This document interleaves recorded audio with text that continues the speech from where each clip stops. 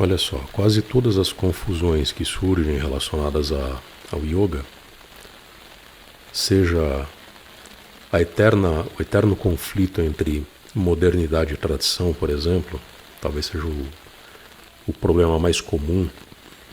Quase tudo de problema que surge em relação a esses assuntos está relacionado ao mau uso das palavras. E eu apanhei por muito tempo até entender isso e até começar a usar as palavras da forma correta. Depois de muito tomar paulada na cabeça do meu mestre, eu finalmente consegui entender e consegui começar a utilizar as palavras da forma correta, e eu recomendo que você também faça esse exercício, realize esse processo de reeducação. É quase que uma alfabetização, né? Porque quando a gente não sabe usar as palavras, significa que a gente não está alfabetizado realmente, né? E eu sei que você e outros alunos meus ainda ficam presos a esse mau uso das palavras. Não deixa de ser uma espécie muito particular de analfabetismo, né? Com o devido respeito, lógico. Mas não deixa de ser uma espécie de analfabetismo. Eu passei por essa fase por muito tempo, como eu disse. Mas é necessário realizar esse processo de educação.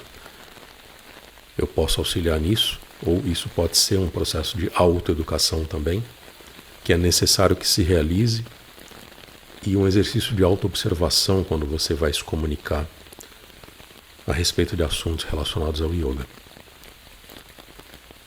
O que eu recomendo é que você observe e sempre compare os significados originais. Quando, por exemplo, um Iyengar usa a palavra asana ou usa a palavra yoga, é claro que ele está se referindo a uma coisa que não tem semelhança quase nenhuma com aquilo que o Patanjali ensina nas páginas dos Yoga Sutras. O sentido em que um Iyengar usa a palavra yoga e a palavra asana nem de longe é parecido com o sentido dessas palavras nos Yoga Sutras, né, a partir de Patanjali. Então é importante ter bastante cuidado, né, no uso dessas palavras que, por causa da modernidade, começaram a ganhar significados meio esquisitos. Quando a Iyengar fala de asana, por exemplo, ele está se referindo à postura apenas. Colocar o pezinho de uma certa forma, tensionar o joelho para tensionar a patela, ativar a musculatura que envolve os ombros, estender os braços, girar o pescoço numa certa direção. Ele está falando disso. Qualquer referência ao corpo humano está ausente dos Yoga Sutras.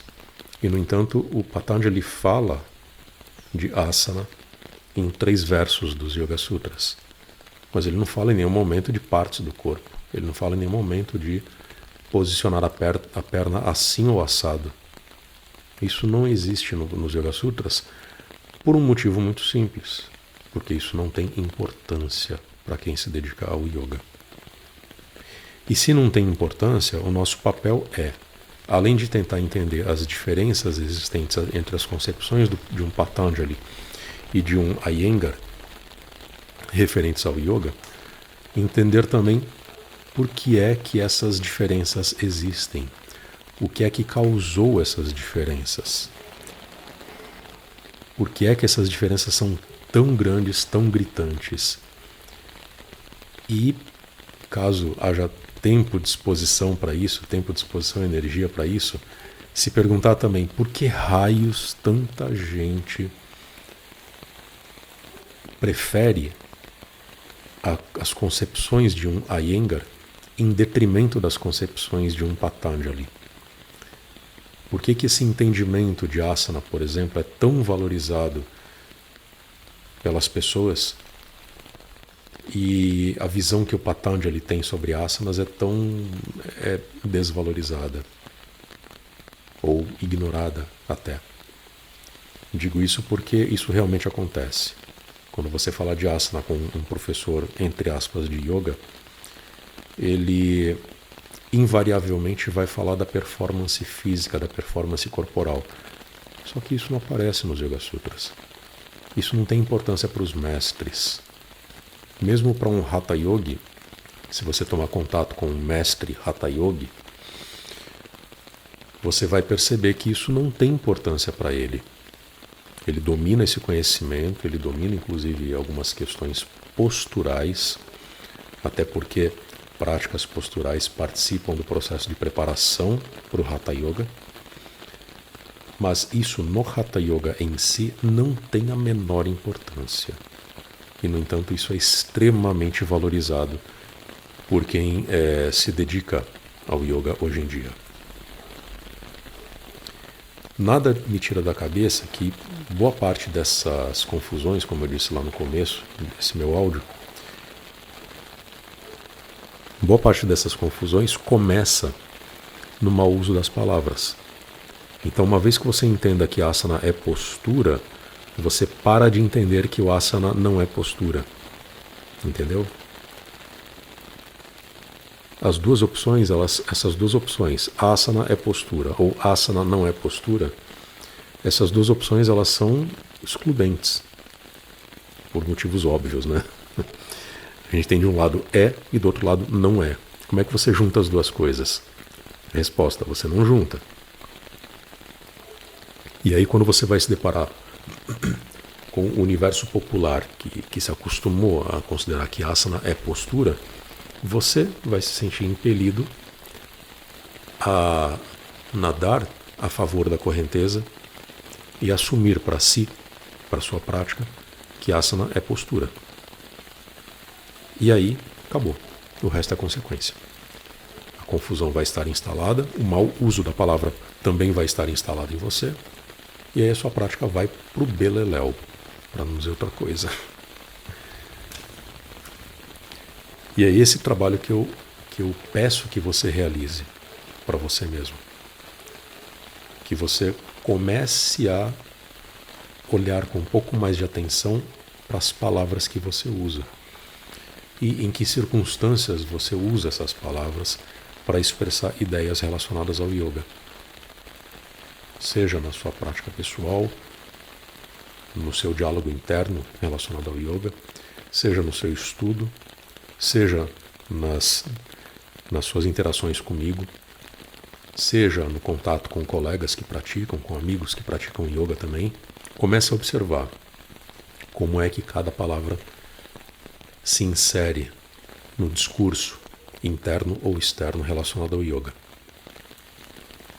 Uma vez que você desenvolva essa observação desses discursos, desses conjuntos de palavras, você vai conseguir discernir o verdadeiro sentido de cada uma dessas palavras e como esse verdadeiro sentido é solapado pelos inúmeros sentidos confusos que foram criados ao longo aí do século XX, entrando já no século XXI.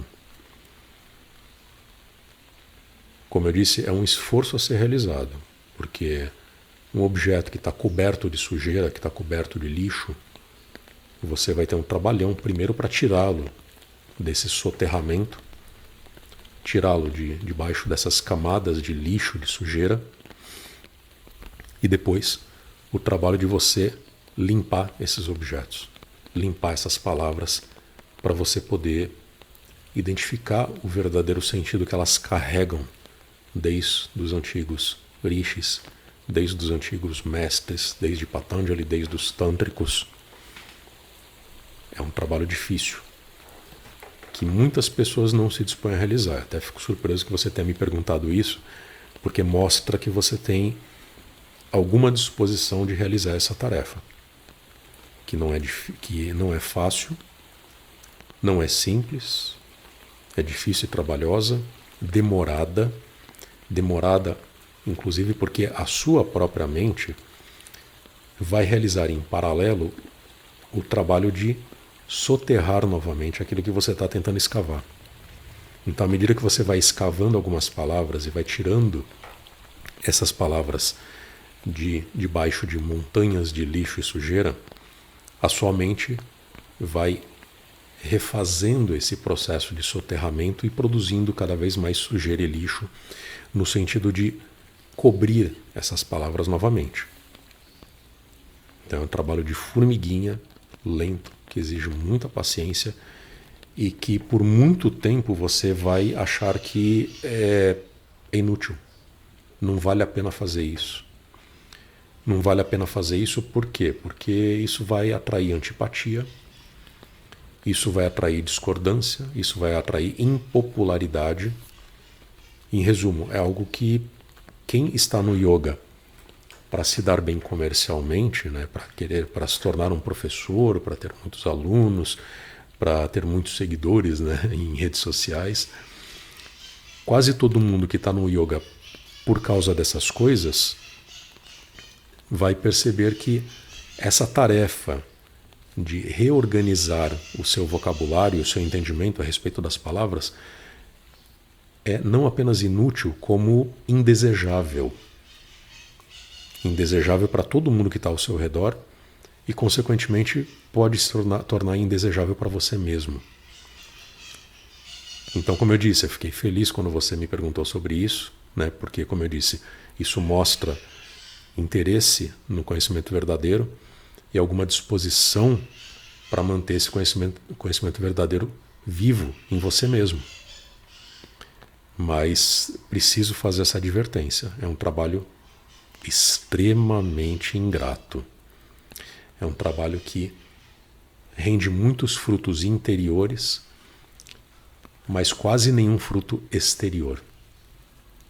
Pelo contrário, não apenas não rende frutos exteriores, como também vai afastar você de muitas pessoas, enfim, pessoas que às vezes poderiam se tornar alunos seus. Muita gente vai torcer o nariz, vai virar a cara e vai passar a ignorar o que você está fazendo. Isso supondo que você esteja aí buscando, né, se tornar um professor também. Mas isso a gente pode conversar num outro momento, porque isso vai implicar um outro direcionamento na sua jornada no yoga, que vai muito além da simples revisão e reflexão do vocabulário que você assimilou nesses últimos meses aqui comigo. Tá bom? Eu acho que é isso. Se ficou alguma dúvida, me chama, manda outra mensagem para mim, a gente vai trocando figurinhas aqui e eu te ajudo aí no que for necessário. Tá bom? Valeu, abraço.